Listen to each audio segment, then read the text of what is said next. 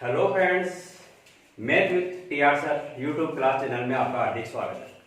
तो फ्रेंड्स, पिछले क्लास में हमने तत्पुरुष समास पाठ फर्स्ट के बारे में चर्चा की थी। उसमें हमने चर्चा की नए तत्पुरुष समास के। हमने बताया कि तत्पुरुष समास के 5 उपभेद। तो कल नए तत्पुरुष समास और लुप्त कारक चिन्ह तत्पुरुष समास दोनों के बारे में अध्ययन किया। आज हमारा तीसरा उपभेद चलेगा, लुप्त कारक तत्पुरुष समास। इसमें फ्रेंड्स क्या होता है कि लुप्त क्या होता है कि गायब होना यानी मिटना। यानी जो दो पद होते हैं और दो पदों के बीच का जो पद होता है वो पूरा गायब हो जाता है, लुप्त हो जाता है। उसे ही आप क्या कहेंगे? लुप्त कारक तत्पुरुष समास कहेंगे।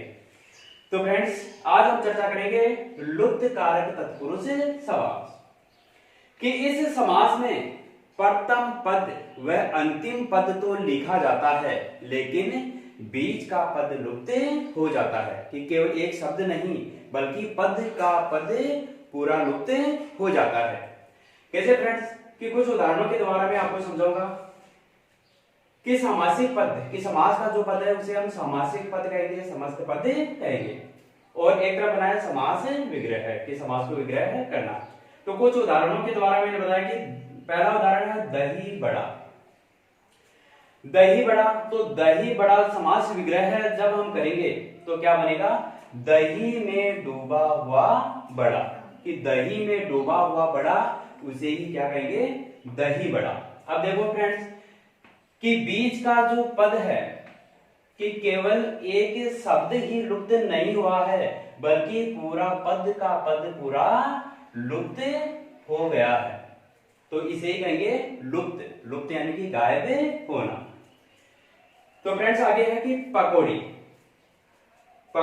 यानी पकी हुई बड़ी।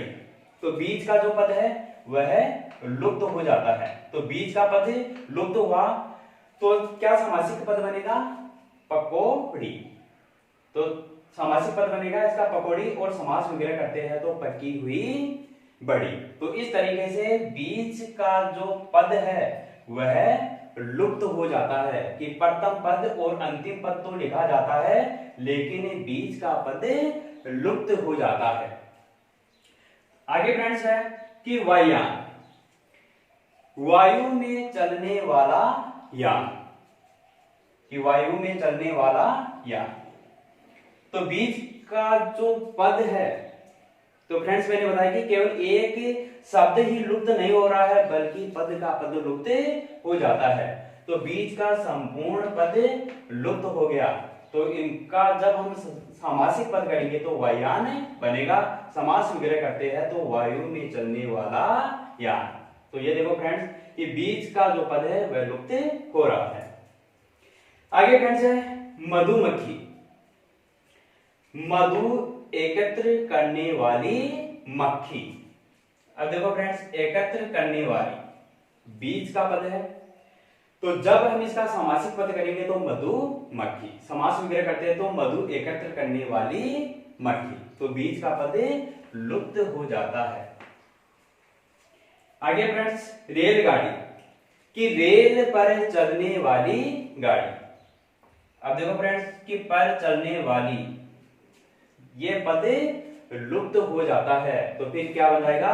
रेल गाड़ी। बीच का पद लुप्त।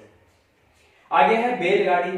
कि बेल से चलने वाली गाड़ी। ये बीच का पद लुप्त हो जाता है। कि से चलने वाली, तो केवल एक शब्द ही लुप्त नहीं होता है, बल्कि पद का पद लुप्त हो जाता है। यानी कि अनेक शब्द, बहुत से शब्द यानी कि पद के पद यहाँ पर लुप्त हो रहे हैं। तो इसे ही हम कहेंगे लुप्त, यानी कि जो पद होते हैं वह गायब हो जाते हैं। तो क्या बन जाएगा फिर?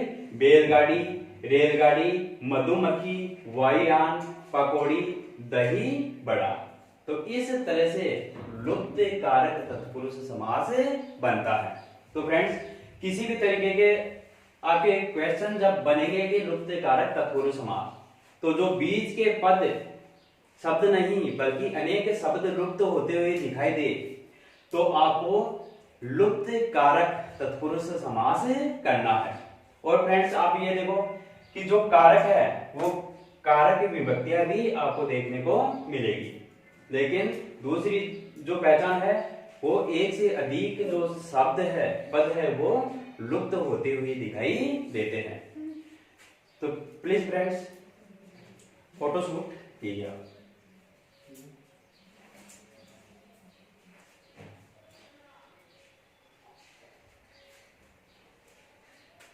तो फ्रेंड्स ये था हमारा लुप्त कारक तत्पुरुष समास। अब हम चौथे उपभेद के बारे में अध्ययन करेंगे।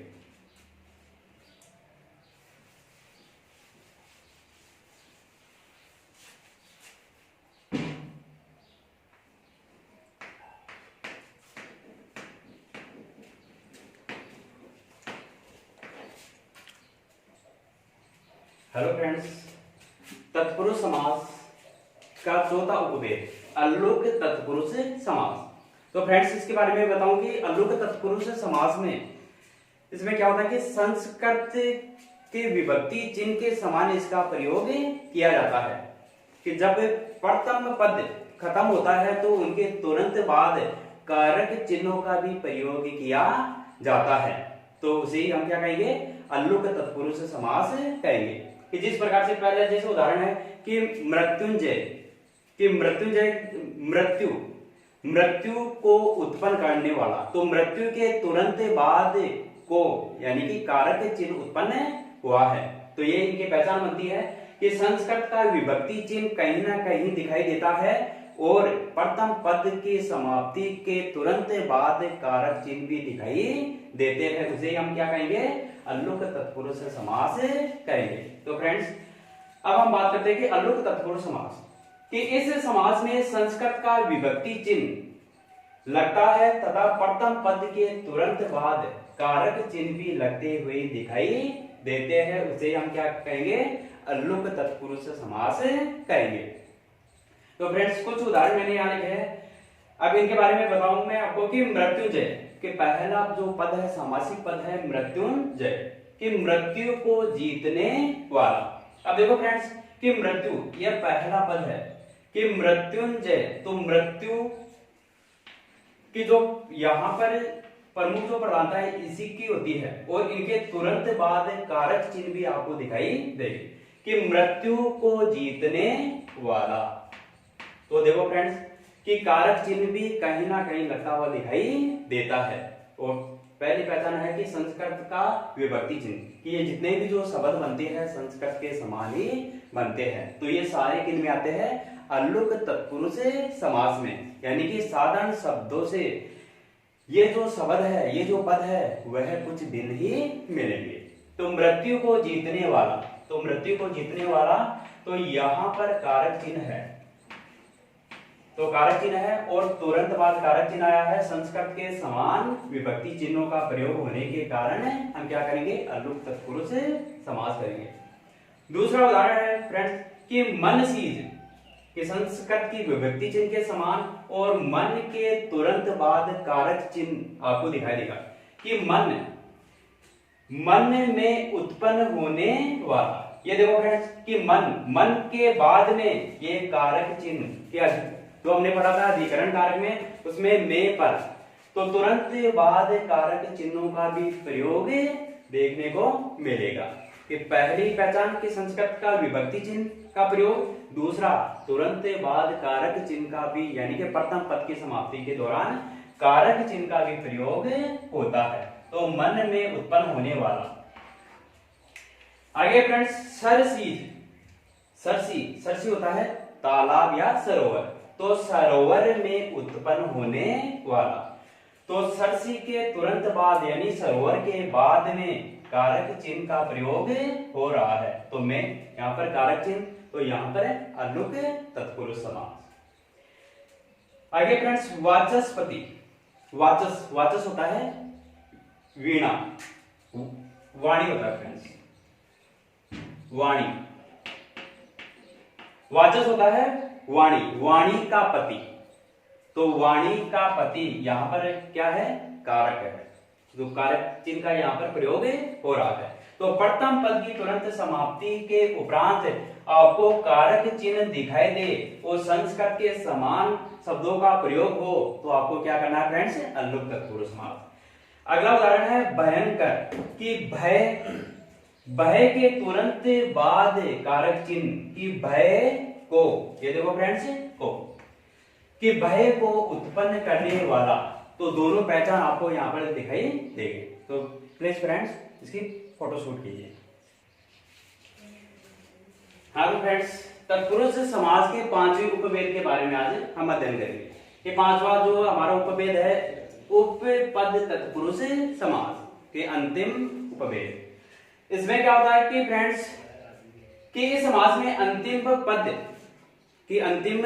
प्रत्यय के समान होता है, लेकिन जो प्रथम पद के बाद में जो शब्द बनता है उनको हटा दिया जाता है, कि जिनमें जैसे कार, कर, गे, प्रद आदि प्रत्यय युक्त जो शब्द बनेंगे लगते हैं वो समास विग्रह करते समय हमें हटा देंगे।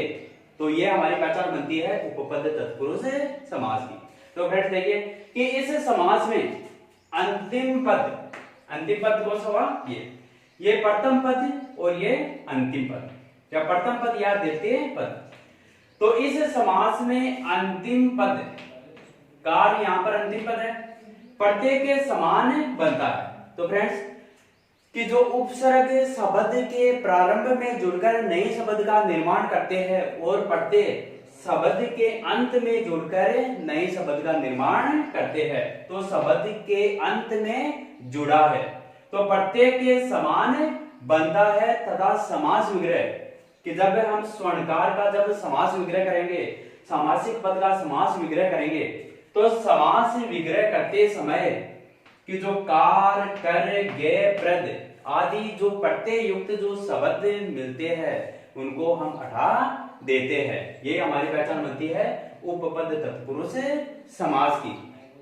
तो पहली पहचान है कि अंतिम पद प्रत्यय के समान आपको दिखाई देगा, और जब हम इसका समास विग्रह करेंगे तो अंतिम पद को हटा देंगे, अंतिम पद कार्य आपको कहीं भी दिखाई नहीं देगा। ये हमारी उपपद तत्पुरुष समास की पहचान होती है। तो फ्रेंड्स कुछ उदाहरणों के माध्यम से हम समझेंगे कि पहला उदाहरण है स्वर्ण का, स्वर्ण प्रथम पद और ये अंतिम पद। इसका हमने समास विग्रह किया कि स्वर्ण होता है सोना, तो सोने का काम करने वाला, कि केवल प्रथम पद के बारे में आपने पढ़ा। देखिए जो कार है, कार यहां पर कहीं भी आपको दिखाई नहीं देगा। तो ये जो अंतिम समास विग्रह करते समय जो प्रत्यय युक्त जो शब्द बनते हैं समास विग्रह करते समय हमें हटा देंगे। तो देखो फ्रेंड्स ये हमने यहाँ पर हटा दिया, केवल स्वर्ण का ही जिक्र यहाँ पर हुआ है, सोने का ही प्रयोग यहाँ पर किया गया है। आगे देखो फ्रेंड्स कि चर्म का, चर्म होता है चमड़ा, तो चमड़े का काम करने वाला। तो फ्रेंड्स ये है कार अंतिम पद। अब समास विग्रह करेंगे तो चमड़े का काम करने वाला, अर्थात दूसरे पदों से ही हमने समास विग्रह किया है, और जो कार है, कार यहां पर कहीं भी दिखाई नहीं देगा, इसको हमें हटा देते हैं। आगे फ्रेंड्स गणितज्ञ और गे आपको दिखाई नहीं देगा, तो गणित को जानने वाला, कि कारक चिन्ह भी आपको दिखाई देगा, लेकिन कहीं पर भी आपको कि कार, कर, गे, प्रद आपको समास विग्रह करते समय नहीं देखेगा। गणितज्ञ, गणित को जानने वाला। राजनीतिज्ञ, राजनीति तो आपको दिखाई देगी, लेकिन गे कहीं भी आपको दिखाई नहीं देगा, तो राजनीति को जानने वाला। तो गे समास विग्रह करते समय हमने हटा दिया। आगे है कष्टप्रद, कष्ट आपको मिलेगा लेकिन प्रद आपको दिखाई नहीं देगा, एक नए शब्दों के द्वारा, नए पद के द्वारा समास विग्रह किया गया है, कष्ट को प्रदान करने वाला। आगे फ्रेंड्स लाभप्रद, लाभ को प्रदान करने वाला, प्रद कहीं भी नहीं है, नए शब्दों के साथ में समास विग्रह हमने किया है, तो लाभ को प्रदान करने वाला। आगे फ्रेंड्स नभ, नभ आकाश, तो नभ चर चर विचरण करना, तो नभ में विचरण करने वाला। तो कहीं पर भी चर का इतना प्रयोग नहीं है, बल्कि नए शब्द के साथ में हमने समास विग्रह किया है। तो नभ में विचरण करने वाला। तो ये था फ्रेंड्स के हमारा तत्पुरुष समास का अंतिम उपपद तत्पुरुष समास। तो प्लीज फ्रेंड्स फोटो शूट कीजिए। तो प्लीज फ्रेंड्स आज का वीडियो हम यहीं खत्म करते हैं। और प्लीज फ्रेंड्स आप हमारी वीडियो को लाइक जरूर कीजिए और सब्सक्राइब करना मत भूलिए।